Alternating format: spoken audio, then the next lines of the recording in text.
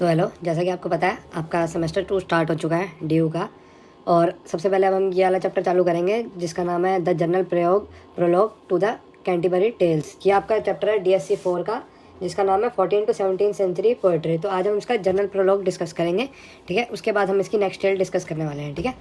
सबसे पहले हमारा चालू होता है कैंटरबरी टेल्स। इसके जो राइटर हैं बाय जियोफेरी चौसर, इन्होंने ये लिखा है।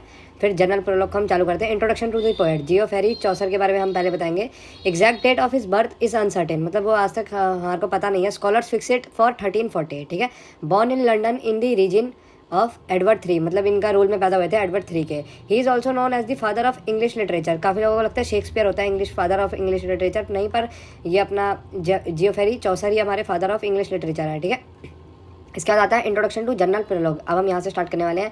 It is a comprehensive work, मतलब एक काफ़ी बड़ा वर्क है, बहुत सारी इसके अंदर मैटर है। 17,000 लाइन्स आर इन वर्स, मतलब एक पोएम की तरह, with 2 stories road between 1387 and 1394 in England. First person in the narration, मतलब जो जियोफेरी चौसर हैं अपने, वो फर्स्ट पर्सन नरेशन की तरह इस स्टोरी को नरेट कर रहे हैं। Chaucer tells the audience that he fell in with the group of pilgrims, मतलब वो ऑडियंस को बताते हैं कि एक वो ग्रुप ऑफ पिलग्रिम्स जो कि अपनी यात्रा कर रहे थे, आगे आपको पता चलेगा, उसके साथ ये ट्रैवल करते हैं और उनके साथ ही ये इस ग्रुप में उसका पार्ट बन जाते हैं। अब हम आते हैं इसकी समरी पे।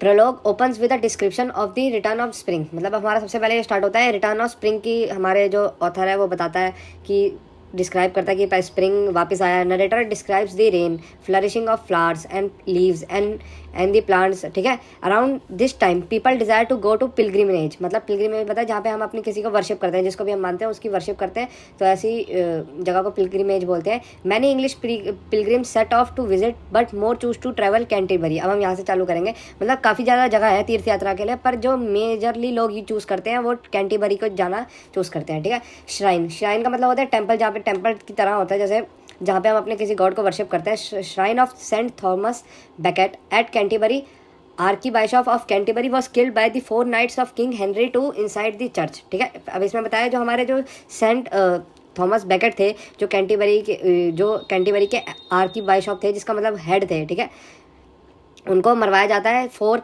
Nights of King Henry II के द्वारा, ठीक है, inside the church, December 1170 and later canonise, मतलब इनको फिर घोषित कर दिया गया कि ये बहुत ग्रेट सेंट थे। इनको मरवाने के बाद इनको घोषित कर दिया गया कि इन्होंने मरवाया, और इसको घोषित कर दिया कि ये बाद में बहुत बड़े सेंट हैं, ठीक है। Canterbury considered at the holiest of all shrine for people of England, ठीक है। कैंटरबरी इसलिए बहुत ज़्यादा फेमस है, आप सर्च भी करेंगे, इंग्लैंड के लिए बहुत बड़ी जगह है, मतलब वर्शिप के लिए पिलग्रिम बहुत बड़ा है ये।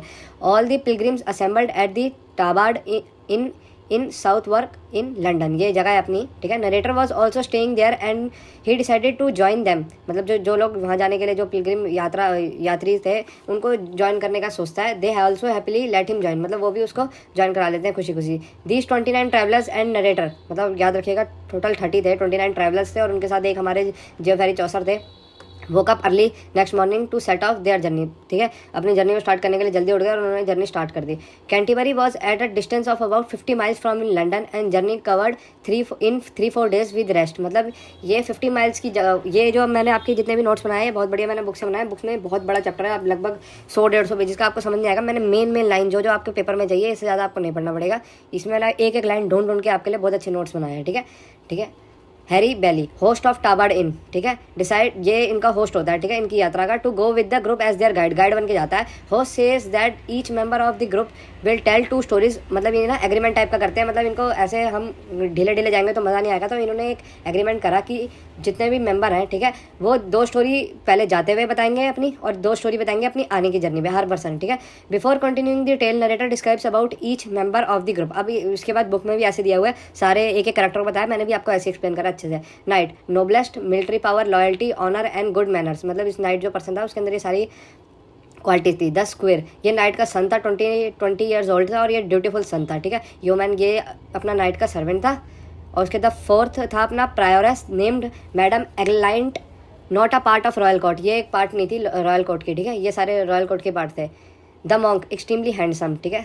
द फ्रायर, बैगिंग, जोवियल, मतलब ये बैगिंग करता था और इसका नेचर काफ़ी जोवियल था, हंसमुख टाइप का था। The merchant, good at borrowing money, ठीक है। The clerk, student of philosophy at Oxford University, ठीक है। द मैन ऑफ लॉयर जिसको हम बोलेंगे। The franklin, farmer. 5 guildsman all artist, मतलब ये सारे आर्टिसंस थे, ठीक है। द कुक था, ठीक है। द शिपमैन था, wears a dagger on the cord, मतलब ये ना कैसा था मैं आपको बताता हूँ। शिपमैन, ये वैसे तो आप नेक्स्ट में पढ़ लेंगे टेल में, ये काफ़ी ड्रंक मैन था और ये कभी भी ना जैसे वाइन होती थी एक चुरा लेता था, ठीक है। The physician, basis his practice of medicine and surgery, ठीक है। वाइफ ऑफ बाथ, टॉकेटिव, ये काफ़ी वो थी, मतलब ये काफ़ी एक्सपीरियंस वोमन थी, इसकी 5 शादियाँ हो रखी थी, ठीक है। द पर्सन, ठीक है, ए है ये। प्रीचेस अदर्स, मतलब ये लेक्चर्स देता था दूसरों को। द प्लोमैन लव्स गॉड, ठीक है, स्पिरिचुअल था काफ़ी। Miller, the red hair drinker था, ठीक है, रेड हेयर थे इसके और ये ड्रिंकर था। द मैनी स्पेल, ठीक है, ये अनएजुकेटेड लॉयर था पर इसका दिमाग एजुकेटेड लॉयर से भी ज़्यादा चलता था, स्टोरी में हमारे को यही बताया गया। The reeve, small haired carpenter, ठीक है। उसके बाद 21 हमारा था the summoner, violates the law of church. The pardoner, ठीक है, his voice is heavy as sheep, मतलब इसको जो अपना जियोफेरी चौसर है आगे स्टोरी में चढ़ाते भी हैं कि इसकी ये होमोसेक्सुअल है और इनकी वॉइस तभी ऐसी है, हार्ड हैवी सी है, अजीब सी है। आफ्टर इंट्रोडक्शन नरेटर अपोलाइजेस, मतलब इसमें बताते हैं कि कोई भी मेरे से गलती हुई हो तो मुझे माफ़ कर देने का, ये जनरल प्रोलॉग को लिखते हुए, ठीक है। उसके बाद ये मैं आपको एज इट इज़ पढ़ा रहा हूँ जैसे बुक में आपका लिखा हुआ है, एक एक पार्ट जब पहले उसने ये एक्सप्लेन करा बुक में, क्योंकि जनरल प्रोलॉग है, इसका मतलब ये जनरल इन्फॉर्मेशन है, इस जो हम आगे टेल में पढ़ेंगे। ये इसका मतलब समझ लो एक पार्ट आपका कवर हो गया, एक पार्ट नेक्स्ट वीडियो में आएगा आपका। The host welcome all the pilgrims and tells, ठीक है। होस्ट वेलकम, जो होस्ट था अपना, जो मैंने आपको अभी बताया था, जिसने वो एग्रीमेंट करता कि 2 स्टोरी बताएंगे आते हुए और जाते हुए, इसने ये बात याद कराई। Next morning the host remind everyone about the agreement they made, उन्होंने याद करा दी कि हमने वो बताया था कि अपनी 2 कहानियाँ आने से पहले और जाने से पहले बतानी है। The knight prepares to begin his tale, और ना जो जो बताएगा इसमें ये बताया था कि सबको खाना भी मिलेगा उसके बाद जब ये पहुंच जाएंगे। The knight prepares to his tale, मतलब ये अपनी जो इसने बताया था ना 2 स्टोरी बतानी है, फिर सबसे पहले ये अपनी टेल को प्रिपेयर करता है। The general prologue ends here, तो यहाँ पे हमारा द जनरल प्रोलॉग एंड हो गया और अब हम इसका नेक्स्ट पार्ट करेंगे जो कि अपना मेन टेल है, द पार्डोनर्स प्रोलॉग एंड टेल, इसको हम नेक्स्ट बुक में करेंगे। और आप मेरे को बता दीजिएगा कि मैंने हैंडमेड नोट्स बनाए हैं कि मैं आपके पीपीटी टाइप के नोट्स बनाऊँ, ये नोट्स फिर आप मेरे से ले भी सकते हैं, मैं डिस्क्रिप्शन में लिंक दे दूँगा, ठीक है। थैंक यू, वीडियो कैसी लगे हो मुझे बता दीजिएगा।